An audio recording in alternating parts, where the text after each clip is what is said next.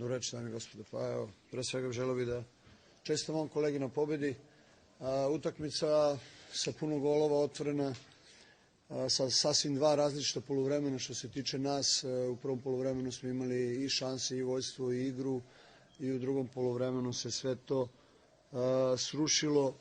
Ono što smo u analizi rekli našim igračima, to je da se čuvaju prodora sa boka, jer smo znali da je Zvezda tu izuzetno opasna, i udaraca iz daljine. Na našu veliku žalost, eto, 2 gola smo primili sa strane i 1 iz udarca. Nismo dobro iskontrolisali taj prostor.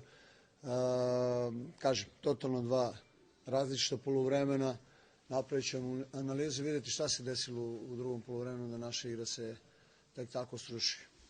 Normalno, time ne želim da umanjim pobedu protivnika, ali idemo dalje. Sam i u najavi utakmice rekao da se ništa ne rešava ovu utakmicu, možda pitanje jesenjeg šampiona, ali svakako da do kraja ima dosta da se igra i bit će tu teških iskušenja i za nas i za Crvenu zvezdu, tako da sve je moguće, u ovom našem prvenstvu sve je moguće. Ne znam, malo, kao što je rekao Sale, presekao je i nas go, njih je podigao, nas je presekao go Luke Milivojevića. Znali smo da momak ima izvanredan udarac, pritom je lopta i zakačila nekog na putu do gola, pa je prevarila, ali mislim da smo primili taj gol ovako u nezgodno vreme i posle toga nismo uspeli da uspostavimo igru. Imali smo par igrača koji nisu bili raspoloženi za igru. Neca Tomić u poluvremenu tražio izmenu, imao je problem sa vrtoglavicom, nije se baš najbolje osjećao, i još par igrača tu koji nisu baš bili raspoloženi, i kod nas je bilo nekih taktičkih grešaka i upravo te taktičke greške ćemo analizirati da vidimo zašto smo dozvolili Zvezdi da iskoristi njihovo najjače oružje.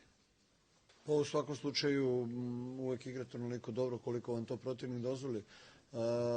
Saša, ne mogu da kažem da nije pokušavao, međutim on je uvek imao problem udvajanja. Kad god je imao loptu, tu je bilo 2-3 igrača oko njega, možda i saigrači mu nisu davali dovoljno rešenja u tim situacijama, ali kažem, dobro, Bože moj, Sale je i dalje naš najbolji igrač, neizostavni član naše ekipe, i to što je odigrao jednu utakmicu danas kako odigrao ne menja ništa, niti u mom mišljenju prema njemu, niti o tome da li će Saša u budućnosti i dalje biti nosilac naše igre. Dešao se jednostavno, sav fokus je bio na Saši Iliću u sredini terena i, kažem, nisu mu pomogli drugi saigrači, da nisu mu nudili rešenje, tako da je često gubio lopte u duelu sam protiv 2-3 igrača protivnička, što je bilo izuzetno teško odigrati.